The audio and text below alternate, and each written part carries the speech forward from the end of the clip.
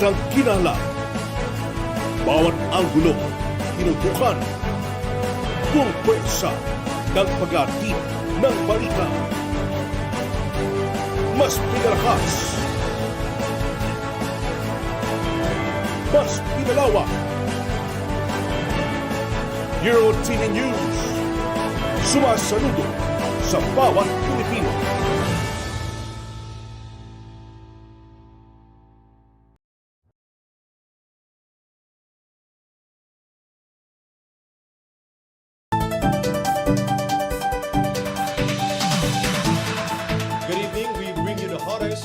And the top stories for this week. I am ALVIN PELOBELLO. And I am KRIZZA LOPEZ. This is Eurotv News Weekend. For the top stories this week, a resolution seeking to declare Chinese ambassador to the Philippines, Wang Xilian, as persona non grata has been filed in Kalayaan Island Municipality in Palawan. This is related to recent water cannoning incident in the West Philippine Sea. More details from this report.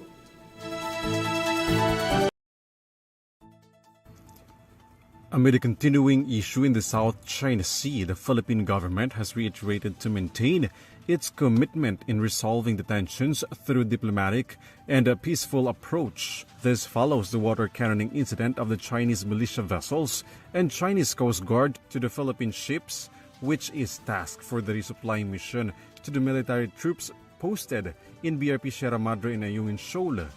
During the dialogue in maritime governance in the South China Sea, Foreign Affairs Secretary Enrique Manalo has made an emphasis that any forms of using force and threats or any forms of intimidation is a factor in maintaining peace, stability, and prosperity in the region. Force or acts of intimidation by any party in the South China Sea subvert the regime of collaboration and shared stewardship that is key to affirming the body of water as a sea of peace, stability, and prosperity. In an ambush interview, Manalo was asked if his department has received any proposal from the Chinese government for the diplomatic talks, but he insisted he does not receive any proposals yet. Manalo has even highlighted that he has not seen such agreement between the Philippines and China, declaring claims to remove the BRP Sierra Madre in Ayungin. We must let peace and dialogue prevail.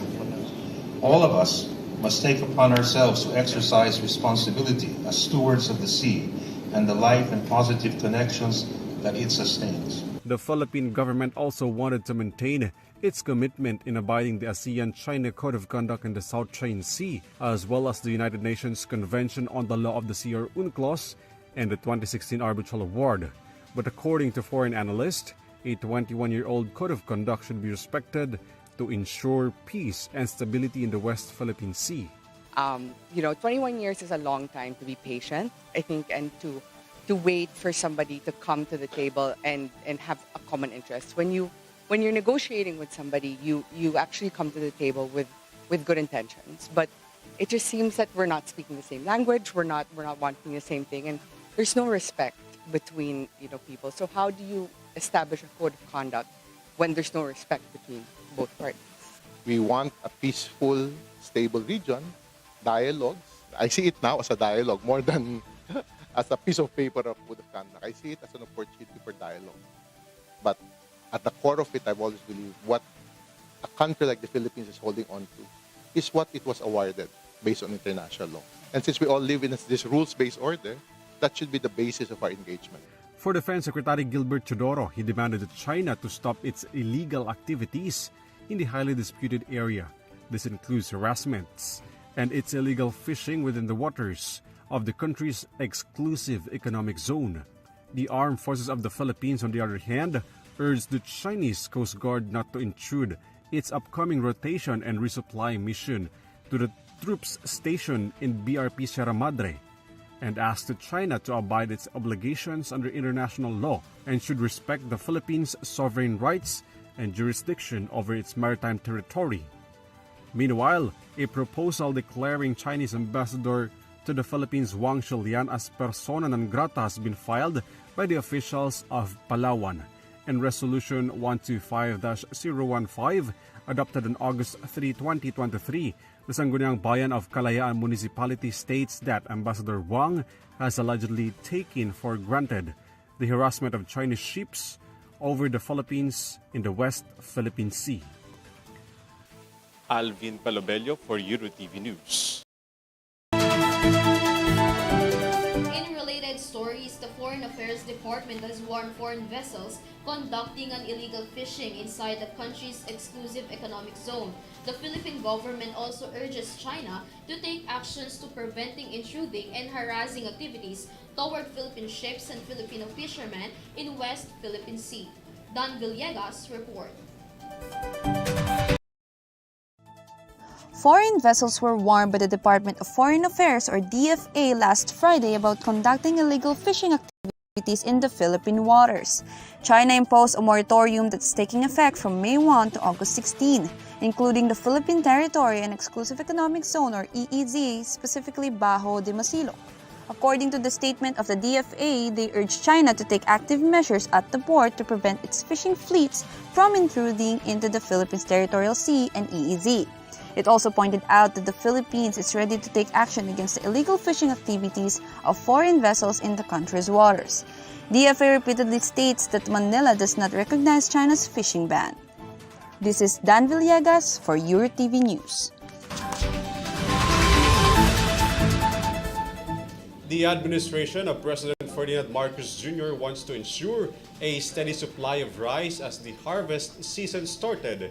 The government also wanted an oversight to the farm gate price of rice. KRIZZA tells us more. Rice supply and price are assured to be adequate due to the start of harvest, said President Ferdinand Bongbong Marcos Jr., who is also the Chief of the Department of Agriculture. According to the President, supply is sufficient and it can even last until the end of El Nino when the supply and farm gate prices are being monitored to prevent hoarding and price manipulation. Bantayan namin na mabuti ang pag-supply ng ating bigas at ang pagbantay sa tumataas na presyo ng bigas. Meron naman tayong balita na nagsimula na ang pag-aani sa Nueva Ecija, sa Isabela at saka sa North Cotabato. Kaya ito yung magkakadadagdag sa supply natin. Ang binabantayan siyempre natin yung farm gate price dahil yun ang nagpataas sa presyo ngayon at pati yung pag-import ng mga ibang inputs at saka ng bigas mismo. So I think na pagka na yung supply natin dumami at humaba ang ating reserve, mag-stabilize ng ating mga presyo. Babantayan namin na mabuti para tiyakin na ganun ang mangyari. About 900,000 metric tons are the estimated initial rice harvest from Isabela, Nueva Ecija, and North Cotabato. The President previously warned about hoarders and price manipulators with orders of close monitoring after DA reports retailers selling rice at different price points. Meanwhile, the Department of Agriculture advises taking precautions on the expected damages of El Nino on the country's agriculture.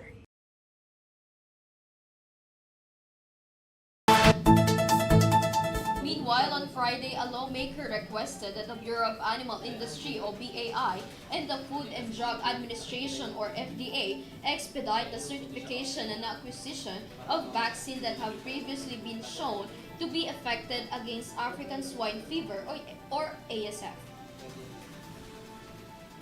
The FDA should move quickly to register the Vietnamese-made vaccine AVAC for local commercial use. According to Camarines Sur Representative Luis Raymond Villafuerte Jr., the vaccine is 80% effective against ASF, according to President Ferdinand R. Marcos Jr. As of the medication is approved by the FDA, according to Villafuerte, the BAI must expedite the acquisition of the doses and launch a national immunization program. Given that BAI officials have stated that the Vietnamese supplier has committed 600,000 doses only for the Philippines for 2023, he claimed that speed is of the essence in this mass vaccination plan against the backdrop of many other countries also wanting to procure their anti-ASF shots at the soonest. In July, President Marcos stated there is an urgent need to strengthen livestock and poultry in the country. This plan is to ensure the food and global competitiveness of the country. As of June 1, there are 15 provinces with active ASF cases, according to Dr. Janice Garcia, Cluster Coordinator of the BAI's National ASF Prevention and Control Program.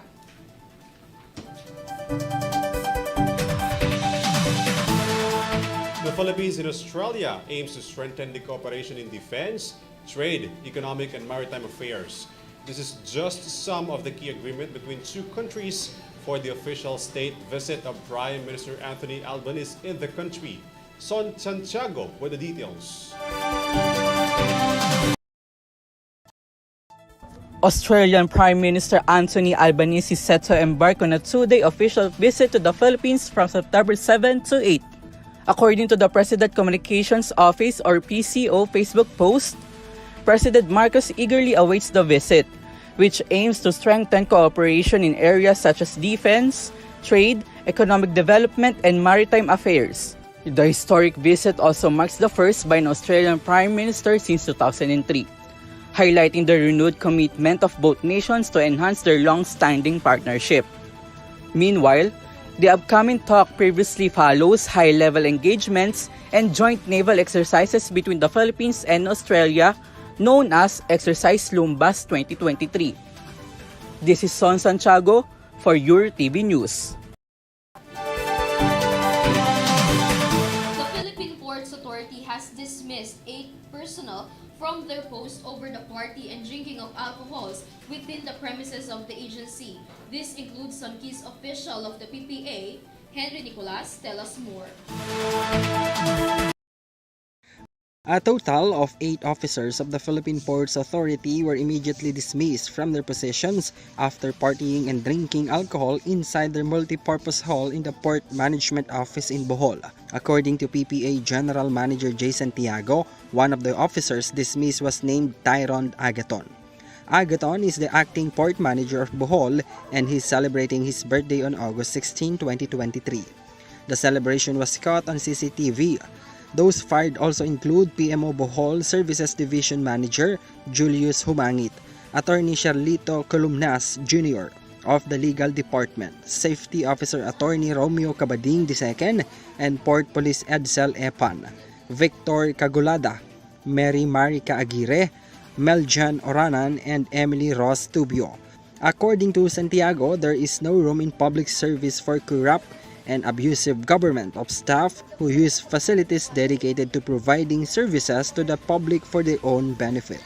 The initial investigation revealed that the tables and chairs of the PMO Bohol, which were reserved only for those official meetings and transactions, were used for drinking and partying.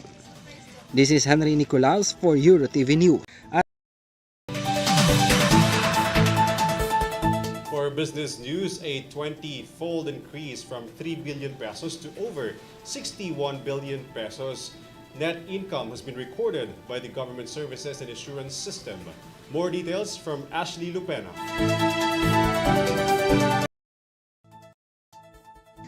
The Government Service Insurance System, or GSIS, reported a revenue of 61 billion for the first half of the year, a 20-fold increase from 3 billion in the same period last year. Operating and administrative grew 10% more due to claims and benefits. The GSIS has demonstrated its commitment to the country's growth through investment in critical infrastructure, real estate, food, energy, and mining sectors. The country's domestic sector investment reached 1.2 trillion in the year's first half. Global investments has also increased by 8% to 204 billion pesos. As of the end of the June 2023, the GSIS total assets reached 1.6 trillion pesos, posting an 8% increase from last year. Veloso also mentioned the future strategy of the GSIS that will focus on the purpose pabahay housing, power, food, and treatment or healthcare. Ashley Ann Lopena for Eurotv News.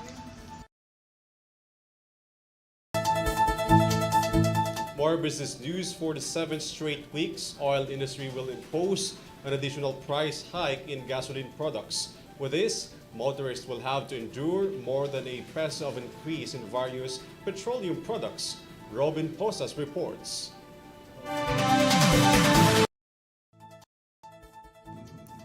Another oil price hike is expected next week as some oil products are soaring up to an increased price ranges, said Department of Energy or DOE. Energy Oil Industry Management Bureau Director Rino Abad said that the oil price hike is expected to go up to 80 centavos to 1 pesos per liter for gasoline and 50 centavos to 70 centavos per liter for kerosene. This price hike is the 7th consecutive week of oil price up since July 17. Meanwhile, Unioil said that the oil price hike will start by August 22 to 28. This is John Robin Posas for Eurotv News.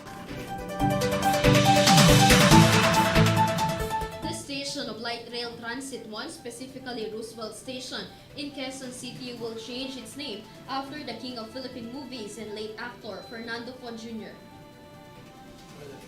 According to Senator Grace Poe, former President Tito Soto and Senator Lito Lapid were to preside over the ceremony to rename the station. Following the ceremony, they will also open the new marker showing the king of the Philippine movies. Senator Poe hopes that Filipino passengers will remember FPJ every time they ride in the train station. Poe reiterated renaming the station after FPJ as dutiful gift for his late father and supporters. This change was made possible under the Republic Act No. 11608, authored by Senator Lito Lapid and sponsored by Tito Soto.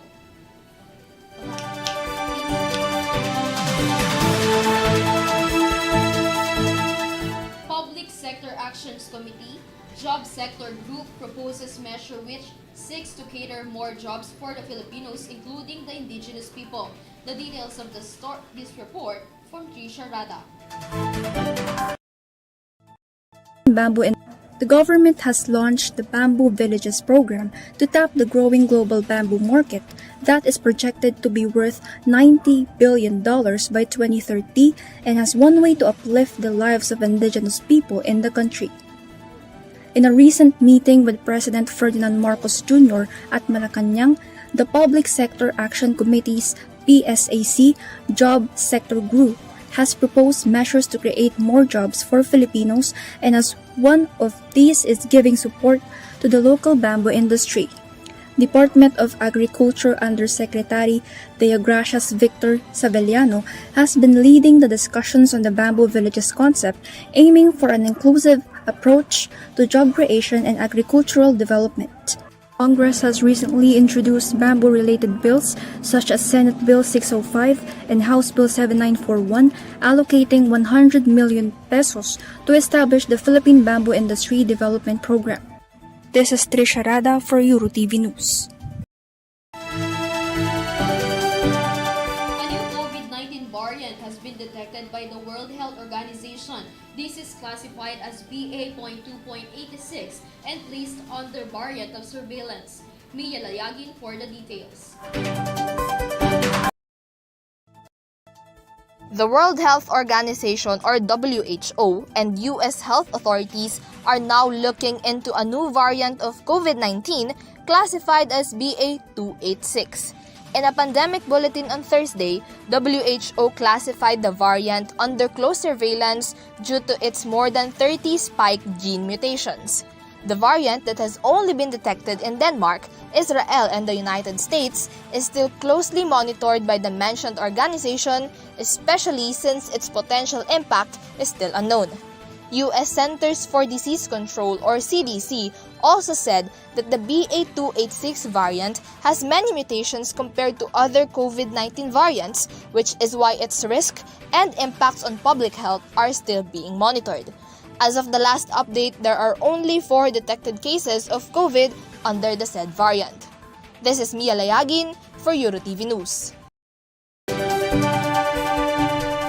An 18-year-old Filipino tennis star, Alex Ila, has shown her skills after dominating the semi-final round of W25 Aldershot held in Great Britain. The sports update from Angelica Galvez. Alex Ayala dominated Jenna De Falco as she reached the semifinals round of W25 Aldershot with the score 6-1 and 6-2 last Friday. moving to its second championship that will be held in the Great Britain. The game lasted for only an hour and a half as Ayala dispatched De Falco, as she stayed on track for her third International Tennis Federation or ITF singles crown for many months. As early as the game started, the 18-year-old Filipina scored 3-0 and never let De Falco sets up. Ayala is the top seed at number 3 among the semi-finalists. The Filipina will face Katie June in the semi-finals on Saturday. This is Angelica Galvez for Eurotv News.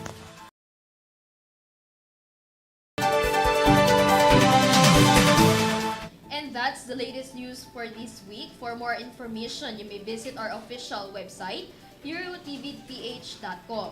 Thank you for watching. This is KRIZZA Lopez. And I'm ALVIN. This is Eurotv News Weekend.